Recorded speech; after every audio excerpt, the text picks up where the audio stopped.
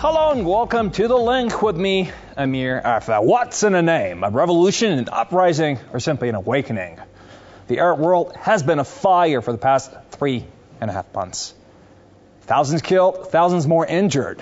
2 dictators deposed, others grasping at every single bayonet to stay on. Foreign powers bombing Libya as we speak.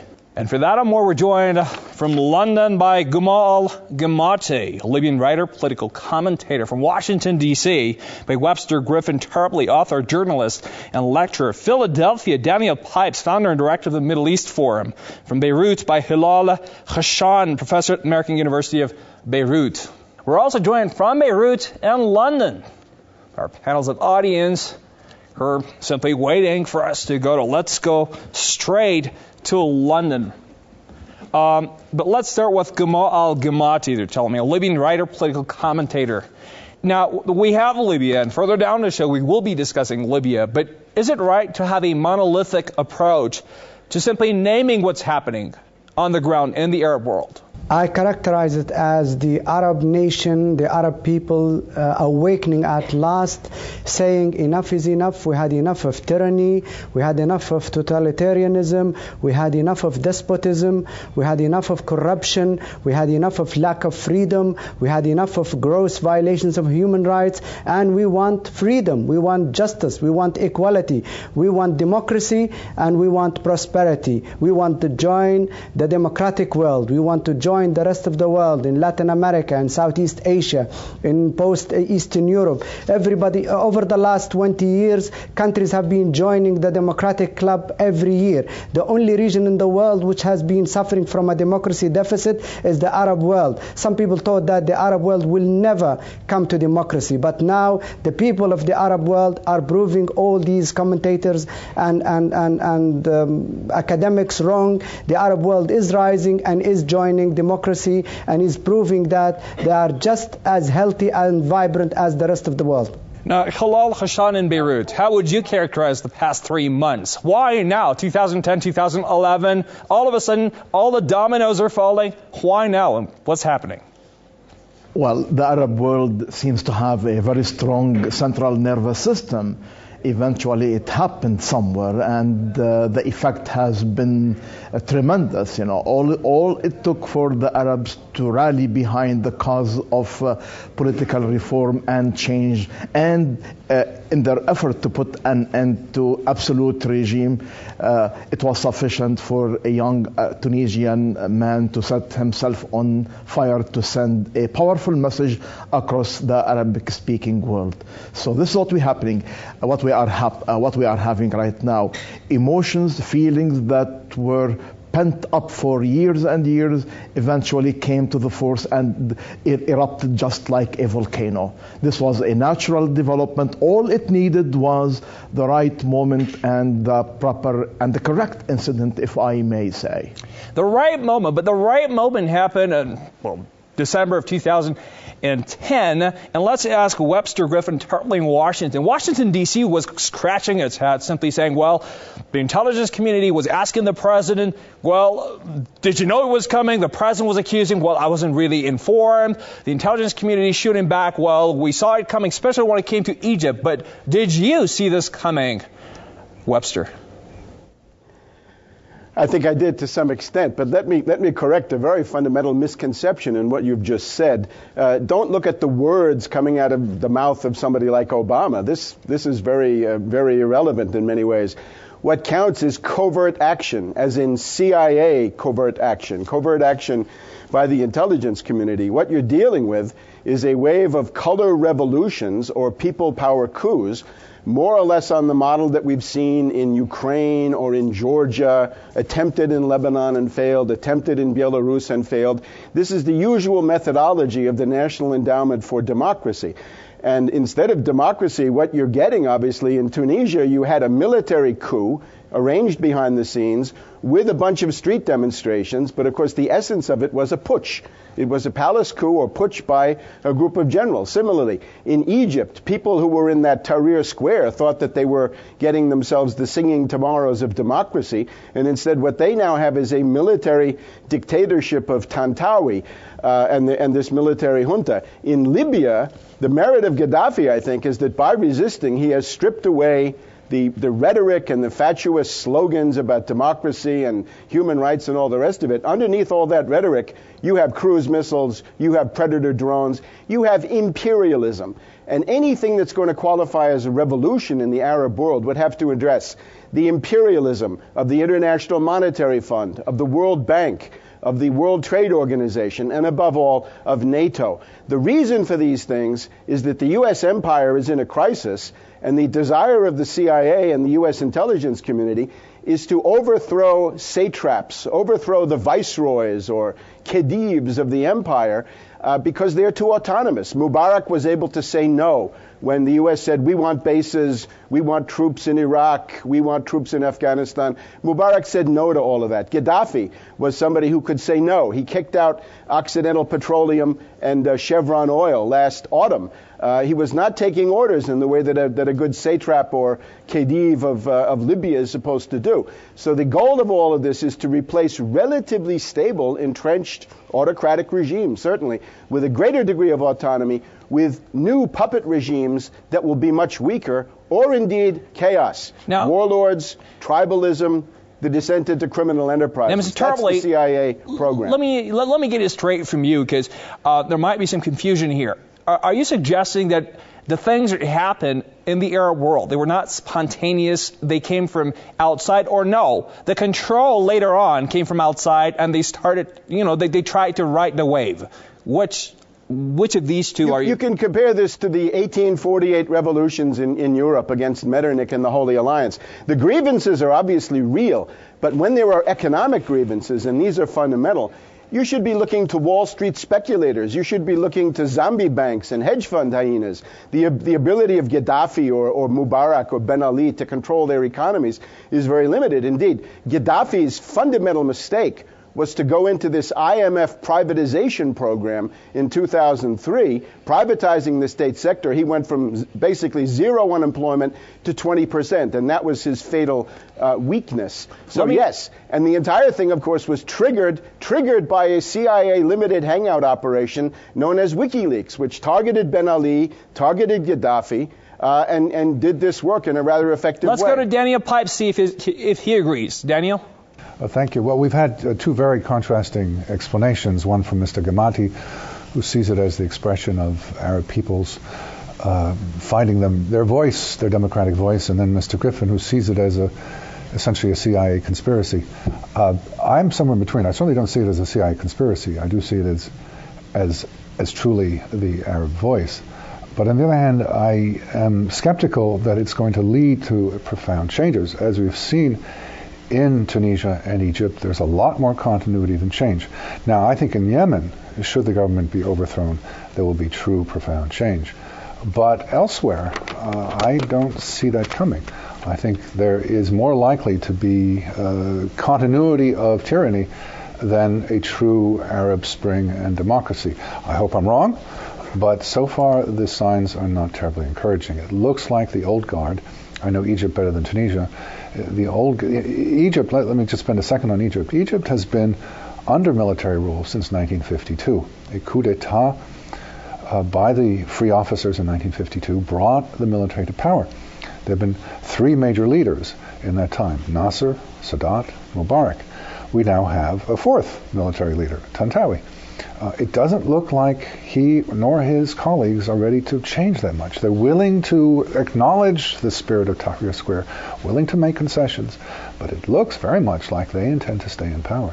And I would be surprised if the Muslim Brotherhood or any other force is able, at least in the short run, to dislodge them. So I see more continuity than change. I hope I'm wrong. I hope there is a spirit of democracy that prevails, but I think at this point we have in most Arab countries it's going to look a year from now not so different from the way it did a year ago.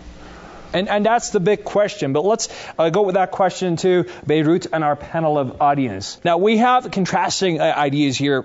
Well, spontaneous or orchestrated, the movements in the Arab world, the uprising, the revolutions. Then change or continuity. But first, let's take a look at spontaneous, orchestrated, how you guys characterize it. You're in the midst of all of this in Beirut. Well, if you start with Tunisia was a bit not orchestrated for sure. It was a bit spontaneous. After the Bouazizi martyr, that he put his whole body on fire. In this case, this was a bit spontaneous, and the people were, deprived of their own human rights. High rise of corruption, unemployment rates were really high, and the youth opportunities for jobs inside Tunisia was a bit too high. So the situation was a bit of not only the dignity of Al-Bouazizi when this all started with an officer inside the streets of Tunisia, but the dignity of all the Arab populations and the youth inside the Arab states such as Egypt. And then the successful revolution inside Egypt by the youth did perpetrate or orchestrated the new revolutions after after this, what happened inside Libya and then Yemen and Bahrain, let's say, and it's like a dama, or it's not a dilemma, but it's like a game. It's not a puzzle anymore. Everything is being unveiled by the people. The truthful honesty of the people have been widespread on the streets. Basically, I agree that these are definitely the spontaneous movements of people on the street. And while I'm also a critic of American imperialism and colonialism, it would be absolutely ridiculous to say that Americans or Europeans or any power outside of the Arab populations are in control of these wonderful revolutions, people demonstrating peacefully on the streets, demanding for their rights. Obviously, there are imperialist interests that we shouldn't ignore. We should look at the closed-door meetings, the private diplomacy happening outside of the peaceful demonstrations in the streets. But just to say that this is imperialism really takes away from the agency of the people who are bravely facing bullets, they're facing stones, they're facing tear gas, they're facing such violence. And to say that they're not actually doing this of their own accord is absolutely continuing an imperialist agenda, not criticizing it. So I think we should be applauding what's going on all throughout the Arab countries at the moment, and really, support them however we can, but really just watch and be inspired really by what they're doing. Now let's go to London and see what our audience in London, the panel of audience, what you guys have been getting from all of this. You've been receiving a lot of gory pictures and images on TV, simply blood flowing in the Middle East, the Arab world. Now we have the UN Security Council on, but what is it, the sense you're getting from what's happening in the Arab world? What is happening? I would like to mention a point on everyone's topic. I think it is interesting the timing of how this is happening, and perhaps related to the rate of all these governments changing, maybe somehow related to the correspondent was saying in Washington. Is it somehow related to WikiLeaks or not? It's basically the internet is playing an important factor through, for example, Facebook and Twitter, organizing people to do different protests and things like that. So the power of internet is coming into how the world global geopolitical stuff is changing. So, whether it's going to be for the best or worse, only time will tell. That's my point. All right. Could you pass the mic? Well, first of all, if you look at the Libyan situation, it's not in the Libyan people's interest for a US presence or a NATO presence in their country. And it's not in the Libyan people's, it's not what they want in the country either. They never asked for any American or any Western intervention into their country. What we need to do is just step back from the actual situation and let them deal with it. All right. On the international reaction to what's been happening, the 1973 resolution by the UN, and finally the intervention, first the U.S. led one, and then U.S. simply going into the background, handing it over to NATO. Now, London, what do you think about international reaction to what's happening on the ground in the Middle East, and now particularly Libya? Yes. First of all, let me explain that the 1973 resolution, Security Council resolution on Libya, stipulates no ground invasion and no occupation of Libya, only in protecting civilians by all necessary measures from air, from distance. So the Libyan people will never accept ground troops. That is the first thing. The second thing is, you cannot say that we should not do anything in Libya and leave the people to get on with it by themselves, because unlike Tunisia and Egypt, in Libya we have this mad despot spinning out of control who've decided to wage a total war against his own people and kill as many as possible. In the last nearly 6 weeks, he has killed over 10,000. So there is a moral and a legal duty and responsibility by the international community to intervene and protect the Libyan population. Otherwise, there will be a huge massacre in Africa, possibly another Rwanda in North Africa. So there the community can just watch and sit by. That is as far as the Libyan situation is concerned. May I just also go back to something that has been said by your guest from Washington, which is really indicative of how some people are totally detached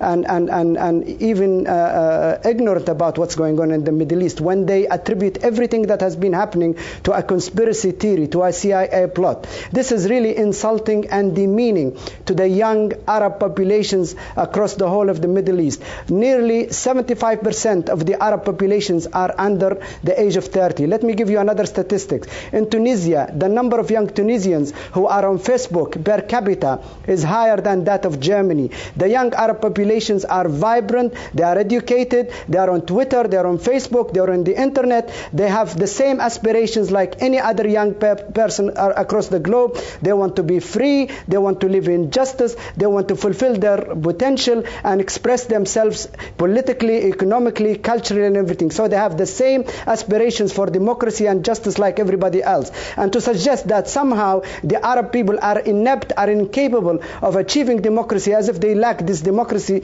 right. gene is really insulting. Now, this is typical of some Western commentators who are totally detached from this world. Let's get Webster's reaction to this.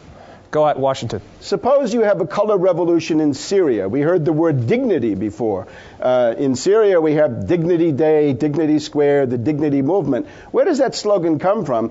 Dignity is the main slogan of Zbigniew Brzezinski in his book about what has to happen with the youth bulge. And what I'm stressing is that dignity doesn't have much role for trade union rights, for economic development, for kicking out the International Monetary Fund, for declaring a debt moratorium, for maintaining a state sector.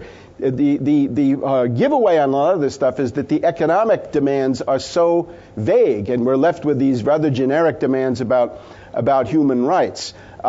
Concerning whether this is demeaning, I think you have to look at it quite realistically. We had a lot of young people in the United States who were completely duped by Obama in 2008. That's just the way it works. Conspiracy theory. Let's look at the leadership of those Libyan rebels. Let's look at the people who are running the city of Darna right now. We have two people who are essentially connected or members of Al-Qaeda. They're from the Libyan Islamic fighting group. Two of them were prisoners of war of the U.S., one in Guantanamo and one in Pakistan, where he was a fighter. Now, these people were delivered back into the field to do operations against Gaddafi, and I'm talking about Mr. Hasidi and Mr. Kumi. The Al-Qaeda component of the Libyan rebels, I think, is a very big story. I don't share a lot of the U.S. government mythology about Al-Qaeda, but I think it is very unwise to put such people in command of a city. Look at that Darna City Council and tell me what the story is. I would say the challenge to people in the Middle East is, you got rid of Mubarak, okay. But now, if that was the February revolution, where's the October revolution? Where's something that actually is going to change something, not just go from the dictatorship of Mubarak to the dictatorship of Tantawi? All right, but now go to some situation where you get an economic program. We have 5 minutes left at the end of the first half, so I want to go to Hilal Hassan in Beirut. Hilal, still talking whether it's spontaneous from outside, whatever. Of course, we have foreign forces simply busy as we speak, bombing positions in Libya. Now, the question is, what's in it for who? What are the stakes and for who? Now, we are witness to a United States to simply saying, all right, I'm going into the background, I'm taking my planes out, whatever. Simply, we have NATO members, a divisive NATO simply. We have Europeans at one another's throat with simply Italians saying, we get the refugees, the French get the oil, so on and so forth. And we have a spontaneous movements on the ground. So what are the stakes and what's in it for who? Uprisings do not mean taking an anti-Western and, to be specific, an anti-American stand. Revolutionaries want reform at home. They want to improve the quality of governance. And let me be clear about it. An uprising does not mean immediate transition to democracy. The transition to democracy is a protracted process that may take decades, if not more. So let's not have delusions and illusions about an immediate transition to democracy. Let's take oil, for example. The Libyans, whether under Gaddafi or anybody else, they will be selling oil. I don't believe that any Arab country wants to be on bad terms with the U.S. Maybe they want to improve the quality of relationship with the West. So the question is not who will win, who will gain out from this uprising. What I have here is that the people are fed up with the regimes. The people are demanding change. Now, the guest from Washington said that people are talking about dignity and said this is a CIA. He referred this to the Carter years. Yes, I mean, if you live in many Arab countries, if you live under brutal regimes, if you live under dictatorships who violate the population, then dignity becomes a salient matter, and people there do not really need to get such definitions from a Western-type dictionary. So what we have at stake right here is a massive movement for change. People want change. Change does not mean eroding relations with the West. Actually, I am of the opinion that transition in the Arab world, the empowerment of the people, to the extent the West and the military establishments are willing to calibrate it, that will reflect positively on Arab-American and Arab-Western relations. All right, now, we have to take a break. Well, when we come back, a lot of questions still. What's at stake? What is to come out of all of this? Freedom, democracy, autocracy, what? Change or continuity? And of course, Washington's role in all of this. Is the world witness to a post-American world? And what would Arabs do in a post-American world? Stay with us.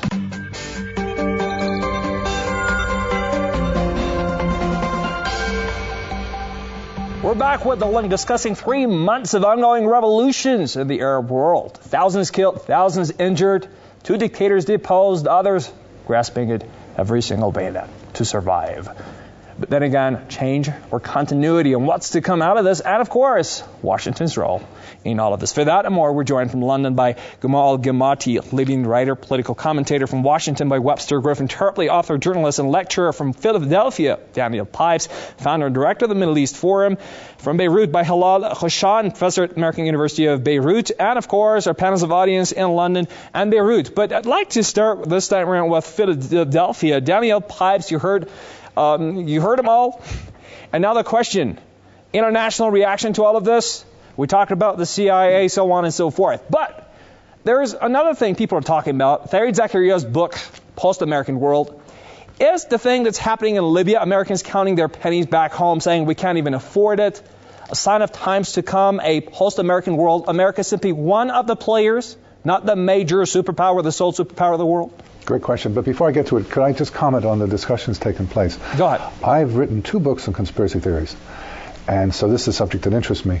And I've seen the Middle East traditionally as the most conspiracy-minded part of the world.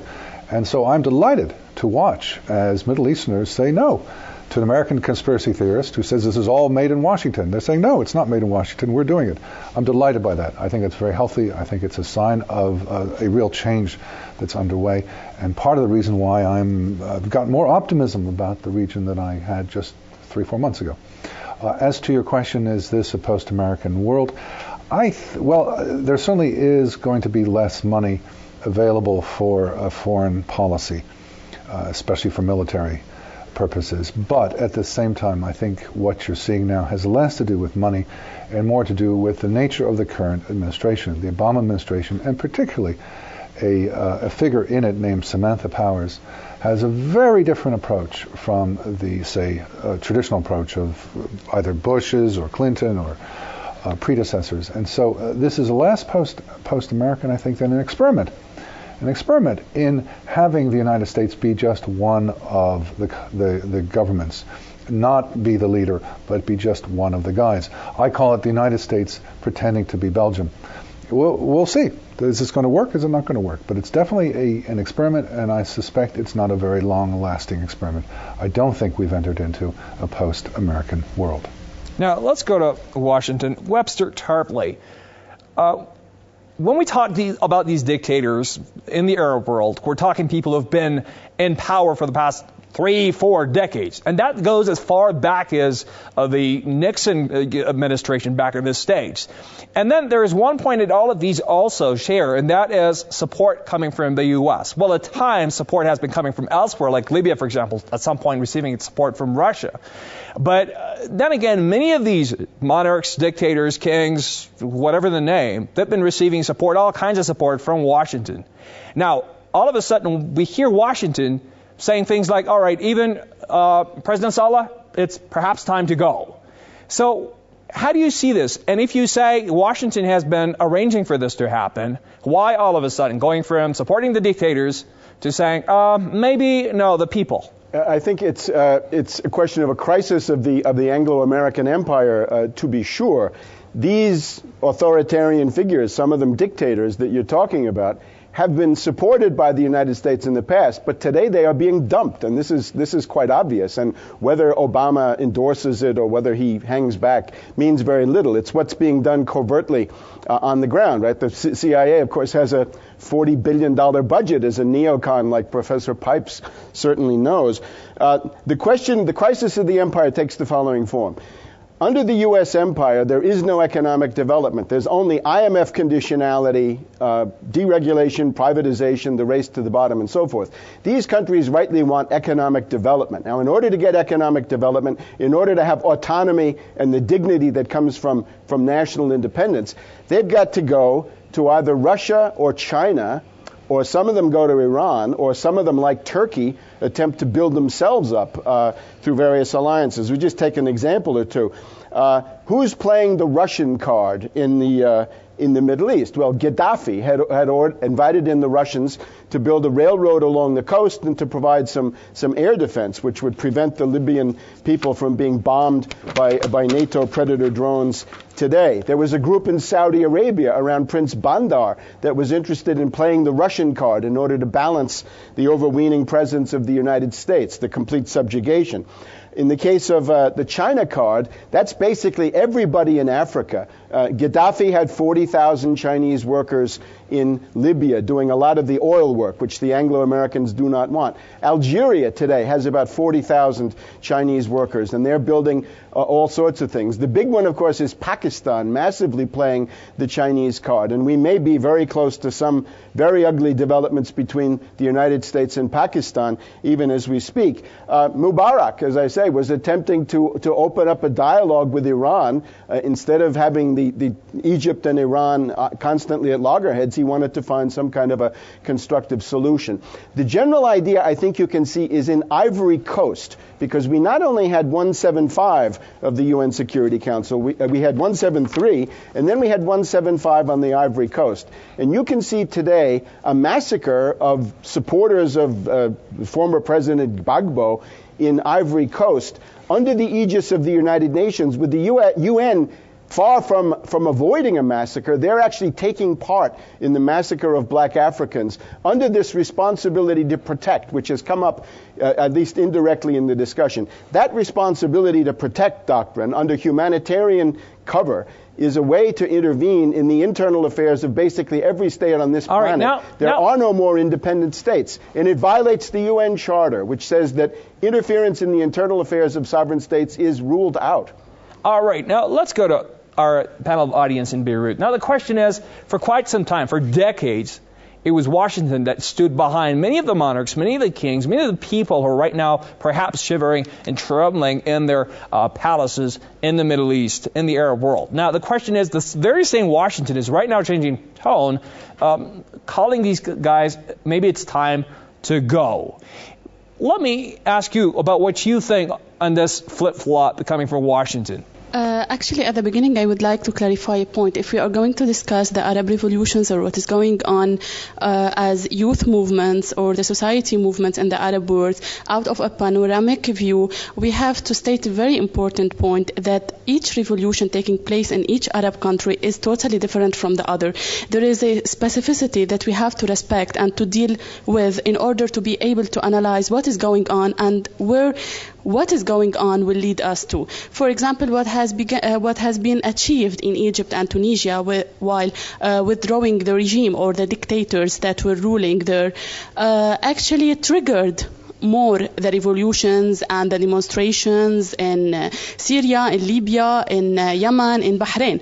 But for example, if we take the example of Bahrain, we cannot say that in Bahrain revolution started after the success of the Tunisian and the Egyptian, because since 1999 and later on in 2005 and even recently, there were big demonstrations and strikes and movements for the protesters, for what they now, the regime in Bahrain called Shia protesters, although we know that there are liberal Sunnis that are supporting the political and rights of the people that are demonstrating and protesting in streets. The issue is not the longing of the Arabic world for democracy. The issue is that there's no viable democratic opposition. What's likely to happen is that there's just going to be another layer of dictators. I actually have a similar comment here. I would like to. I really support the demonstrations and everything what is going on in Arab world at the moment. But is there any new elite which is coming out of it? If anyone can answer that to me. All right, now let me take your question to Beirut and to Halal Khoshan. Halal, earlier in the show we had Daniel Pipe suggesting, well, we do not know what's coming out of this. This is pretty much what she was saying in London, that, okay, what is a change? Change or continuity? And now, again, back to the question of Washington at one point supporting all these dictators, and now they're saying, all right, go. Are we simply waiting for democracy to take hold in this region? Are we waiting for the people to find their voice in their politics? Well, people gain politically to the extent that they apply themselves. In order for change to happen, we need to have social forces. There is no question in my mind that social forces are beginning to rise in the region, and the pattern is uniform and unmistakable. But again, let's not have great expectations about an immediate transition to democracy. We are in the beginning of a long process of change. Yes, change is happening, and I don't think it is up to the US or any other Western country to determine the fate of the region, because it is the extent to which the people are able to apply pressure and make their voices heard and sustain their endeavor. I think eventually they will get a major slice in the political arena. So it is a question of a movement that is beginning to unfold. And let's not be too jumpy to run into conclusions. I think we are just witnessing the initial stages of a major transformation. Now, let me pose Daniel Pipe's question back to himself. Change or continuity? And at some point in time, after World War II, we had Washington orchestrating all of this, simply what was happening. We had a U.S.-led West. Well, I think people would agree on that. Now, we have a U.S. that's saying, well, you say it's because it's Obama and partly because of the financial situation that is lurking into the background. The French, others are trying to take the lead. But then again, those cracks are becoming more ever evident between the European powers. Well, we have Russians and Chinese, on the other hand, that are kind of reluctant to all of this. And, they're watching all of this and they're thinking, all right, we're the future of this. Now, what do you see when it comes to the power politics and the equations changing and this huge tectonic shift? What are the power politics in the West vis-a-vis the Middle East? Well, what we are seeing, as you suggested, is the emergence of differences. The differences have been there before, say, on Iraq. But the U.S. government used to try to lead. It is conspicuously not trying to lead now, trying not to lead now. It is conspicuously trying to be just one of the Western powers. And that is, as I said before, I think an experiment. I'm not completely unsympathetic to it. There is a certain appeal to it. I back in 1997, for example, I wrote an article in which I argued that the United States should be more modest. Why is it we who are always taking the lead at that time versus Saddam Hussein? Surely there are others who are closer to him and more vulnerable to him than we are. Why don't we wait for them to invite us to take the leadership? Why are we always asserting ourselves and going to the front of the line? So a somewhat more modest American foreign policy is not unattractive to me, though I think Obama is going too far in trying to make the United States a minor factor. This is a big country with a powerful economy, a powerful military, and more than that, a powerful ideology. The ideology of the United States has been, in large part, for a century now, since Woodrow Wilson, to promote democracy. Democracy was a very minor phenomenon a century ago, and it's been the American role, for example, in post-World War II Europe, to promote democracy. In Eastern Europe, in the 1970s, in East Asia, in Latin America, in Africa, and until 2003, not in the Middle East. It was George W. Bush, for all his faults, I disagree with much of what he did, who said, time to end with stability and move towards democracy. I do not give him credit for what has taken place in the last few months, but I do think that he set into motion policies for the U.S. government that will be long-lasting. And indeed, if you look closely at what Barack Obama has been saying vis-a-vis the changes in Tunisia and Egypt and the now civil war in Libya, you see words that could have come from George W. Bush. So there has been a change. There has been a change in the United States. Back in 2003, from stability towards democracy, and I think that is a factor, a minor factor, but still a factor in what's happened today. Now, a lot of countries, a lot of protests, but let's focus on one country, that being Libya at this point. And let's go to Gamal Gamati, a Libyan writer, political commentator. Gamal, the question is, what exactly is happening right now? Now, we've had 1973, the resolution by the UN. We've had bombings. We've had cries out there by China, Russia, and other international factors saying, you're killing people, civilians. This is simply uncalled for. We have reports that CIA operatives are on the ground helping the rebels. I don't know, to call them rebels, people, whatever the word. A lot of controversies over what to call them. And then arming them, training them, so on and so forth. We have people saying, since the U.S. pulled out, Gaddafi forces are gaining strength, and the international resolve is simply not there. So many divisions out there between the Europeans and NATO powers. Turkey trying to mediate, speak of some kind of a compromise between Gaddafi and the rebels, the so-called rebels. 3 countries are the only countries who have recognized the opposition at this point: Qatar, Italy, and France. So what exactly is happening, and what's coming out of all of this? Okay, first of all, we have to remember that when the Libyan people started their peaceful demonstrations on the 17th of February, it was Gaddafi who chose to make this very violent and to start killing people indiscriminately en masse, unlike what happened in Tunisia and Egypt, where very few people were killed, and the army more or less played a neutral role. And for that reason, because of the bloody turn that Gaddafi made this revolution to, the international community had a responsibility to come and intervene and prevent the killings and protect civilians. The Libyan people are still on the same path. They are determined. There is a very strong resolve to carry on, pursue their revolution, to achieve the final objective for total regime change and to get rid of Gaddafi and his family, who have been in power for 42 years. Gaddafi has been the longest ruling dictator dictator in the world, 42 years. And the Libyan people will accept nothing less than Gaddafi and his sons totally leaving power. Now, the dynamics are changing. The momentum is changing. Now, Gaddafi has lost legitimacy, and the Libyan people have now got legitimacy through their interim council. It's been recognized officially by some countries, and it's been engaged with by many other countries, although there is no official recognition. There is no way back for Gaddafi, absolutely no way back for him and his sons. It's just a matter of time. The Libyan people are very strong in their resolve to pursue this to the end. It might be costly, it might be bloody,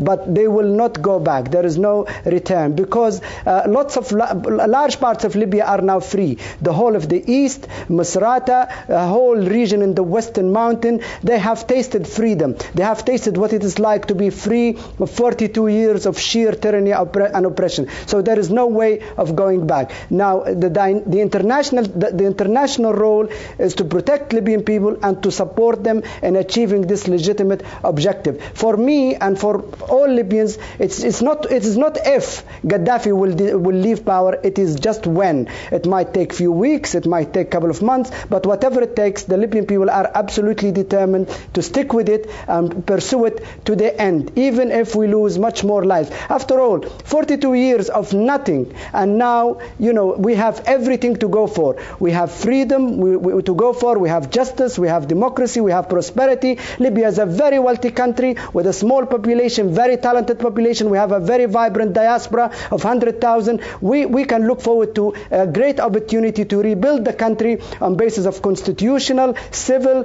democratic country, civil society, freedom, pluralism, elections, rule of law, all these things that will give the Libyan people have been totally disfranchised and marginalized for 42 years. Now is the chance for the Libyan people to be totally included, full participation politically, economically, culturally, and utilize all the resources we have. All right, but is that going to happen? Because that's a question I'm putting to Washington, Webster, Griffin, Tarpley. Webster, now, the London guest, he was talking about, all right, it's not a matter of if, it's a matter of when for Gaddafi to go. But there's too much in the air. Now, of course, when you look at the Americans, they're saying, all right, what are you going to do next? Who's going to end up with the power? We don't know. So we don't have a lot of stakes in there. When you look at the Europeans, they're fighting over it. The Italians are saying, French, you guys are going for the oil. We'll end up with the refugees. There's a lot of fight over that. On the ground, no one knows what's happening. Now, let me have your take on this. Where is this all leading to? Well, Libya is now occupied by NATO. We've had NATO special forces, U.S., British, and French have been on the ground for more than a month, and they're now in there giving orders to the rebel army.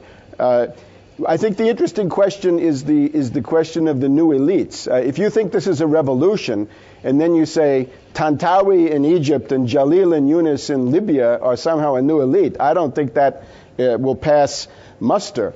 Concerning Turkey, I think Turkey gets a place of honor. Erdogan, I believe, has been the one slowing down the massacre of Libyans by these NATO aircraft. We have fewer Predator drones, fewer AC-130 gunships over Libya, thanks to what the Turks have done. Syria.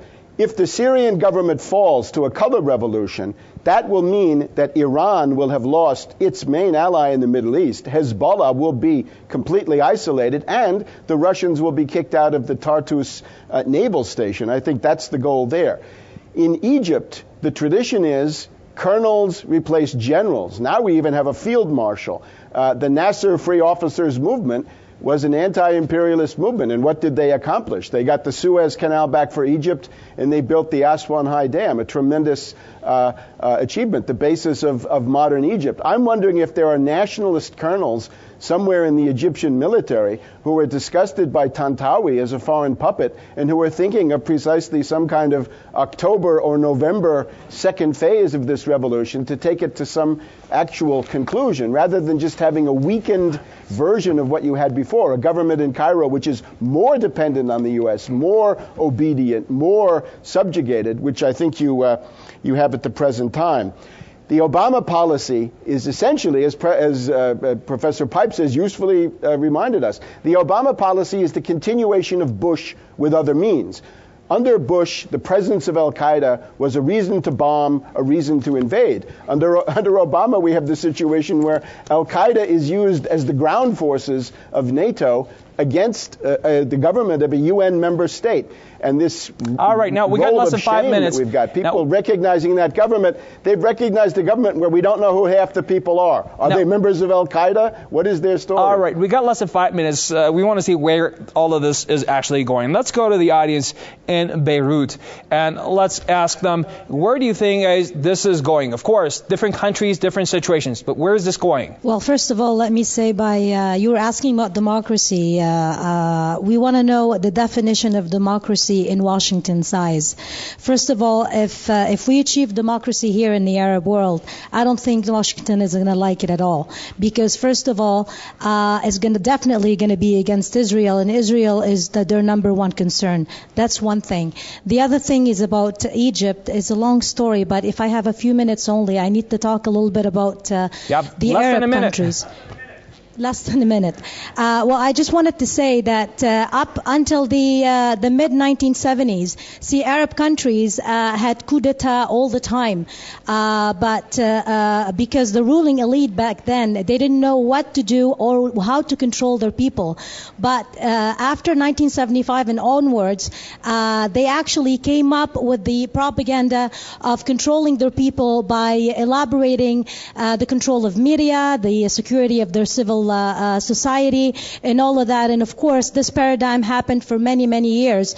And the fear of resistance actually made the people more oppressed, and they were so afraid of uprising. But right now, we're seeing people uprising. They're not afraid anymore. Of course, after Bouazizi's death. Where would this go? Do you see the light at the end of a tunnel? Yes, of course, definitely. I see it, and it's going to happen. All right, could you please? These dictators are going to go down one by one. Let me see if others share your optimism in Beirut. Yes, we do share her optimism in Beirut for sure. I'd like to comment on the gentleman from Washington, if you would allow me, about the Al-Qaeda response inside Libya, for God's sake. I mean, this is a very important point because some analysts, they've been saying that Al-Qaeda have been working hardly inside Libya in order for the international forces so that they can use it or use it in order to make any plans in order to intervene with Tunisia and Egypt on the borders with Libya. Actually, could be an international conspiracy against the North continent of Africa. We have less than a minute. We have less than a minute. Could you pass the mic? Where do you see the end of this, the end game? I think at the end of the day, what we can wrap up with is that regional powers and players will always act to secure their interests, whether that's in America or in the Arab world, Saudi Arabia and others included, and that we'll have to wait and see what happens, and we need to move forward with cautionary optimism. As part of the Arab youth, we have to keep hoping that things will change for us and our future will be brighter, and we'll keep fighting for our rights, even though real politics will continue. All right. Any more optimistic note out there? I want to comment on to the Mr. in Washington. I want to say whatever happens, Hezbollah will not be isolated. He will be. They're always strong. They're always strong. Hezbollah will not be isolated. They will always be strong. Whatever happens. Okay, that's what I want to say. All right. A lot of countries, a lot of controversies, a lot of protests, thousands killed once again, thousands injured, 2 dictators deposed, a lot more yet to come. No end in sight to what's happening on the streets. Libya, Bahrain, Yemen, Egypt, elsewhere in the region. Well, we'll be watching the events here, and we'll come to you with more links.